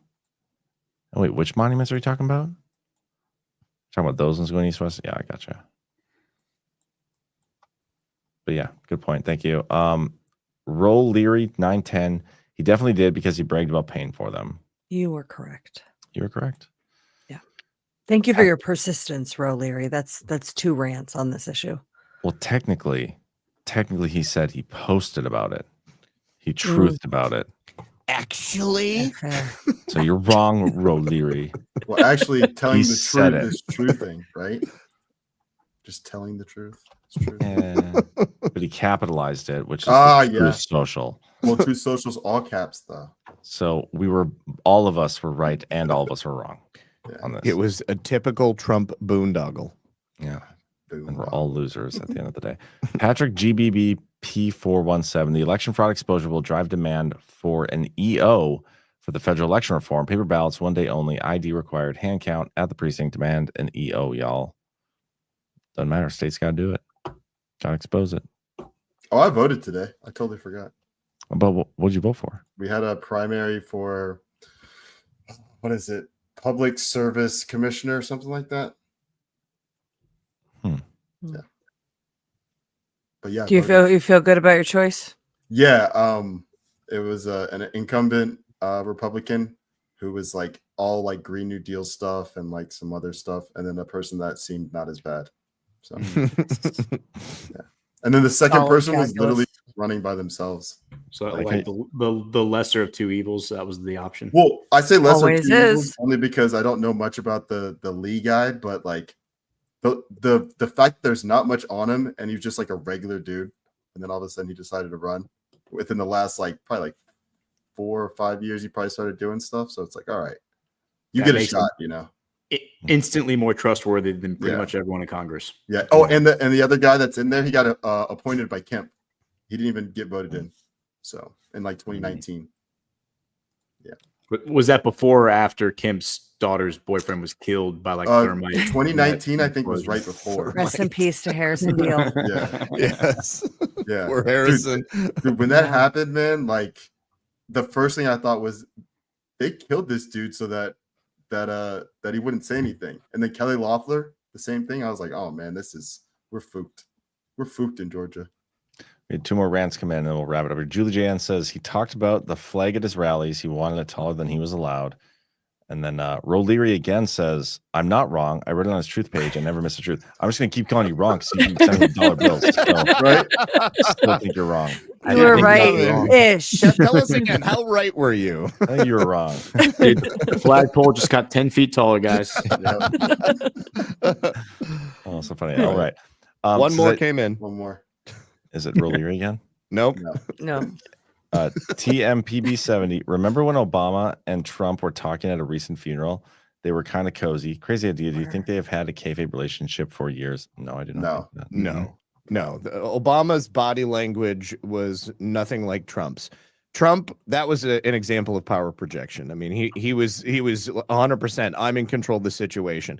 Like my dad used to tell me when I was a kid, he was like, if I know somebody doesn't like me, I'm gonna get right up in their face, and I'm gonna make them know that I don't give a fuck and that they're gonna have to deal with it. And he said there is nothing better than watching somebody squirm while you like broadcast that out to the world.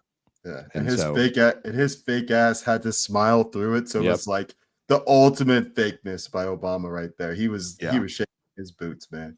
Yep. All right, we're gonna on the authority of Alex Jones that he smells like sulfur. Sorry, John, I'm done. Him and Hillary Clinton both smell like sulfur. Obama and Hillary both smell. We should play that as an outro. Can we play that as an outro? I was just gonna play the Ted Cruz thing again because it was so good. And I have it ready to go. But if you want to, I don't care. Fine. If you want to pull it up, you can set that for Liberty Day Friday. No, play it again. Play the Ted Cruz thing again. Yeah. Why not? Fuck it. Okay. I just want to say EC was here on, I think it was Monday last night, said the Badlands merch store was telling you that you have to be logged in to check out, but there's no place to log in. That issue is fixed. So you can now get your merch without having to log in. And with that, we're going to end it. Thank you for tuning in, everybody. Hit the thumbs up. Tune into the Power Hour tomorrow and all the Badlands tomorrow. You guys got anything you want to say? Ghost show tomorrow, right? Noon. Breaking history. Well, I'll be on Badlands Daily tomorrow too. Ash Badlands Daily at 10 a.m. Eastern time. I'll be live on my channel at 5, and then again with Brad on Altered State at 9 here on Badlands. Brad is back in Alaska. Yeah. General Quast interview Thursday at 2. Hell yeah. All right. Watch Ted Cruz make a fool of himself again. Later, everybody. Peace. How many people live in Iran, by the way?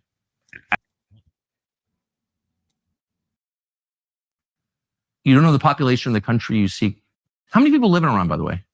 I don't know the population at all. No, I don't know the population. You don't know the population of the country you seek to topple? How many people live in Iran? 92 million. Okay. Yeah. How could you not know that?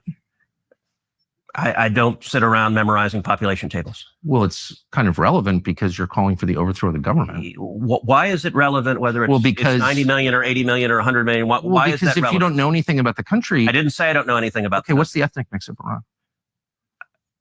They are Persians and predominantly Shia. Okay, it's not even... You don't know anything about Iran. So okay, I am not the Tucker Carlson expert on Iran. You're a senator who's calling for the overthrow of the government. You're the one who don't know anything about the country. No, you don't know anything about the country. You're the one who claims they're not trying to murder Donald Trump.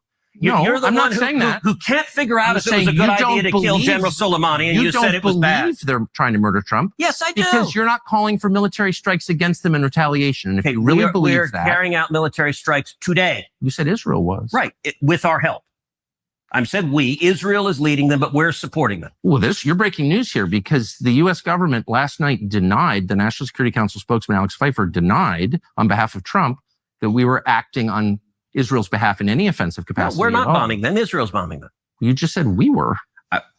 We are supporting Israel. High stakes. You're a senator. If you're saying the United States government is at war with Iran right now, people are listening. Okay.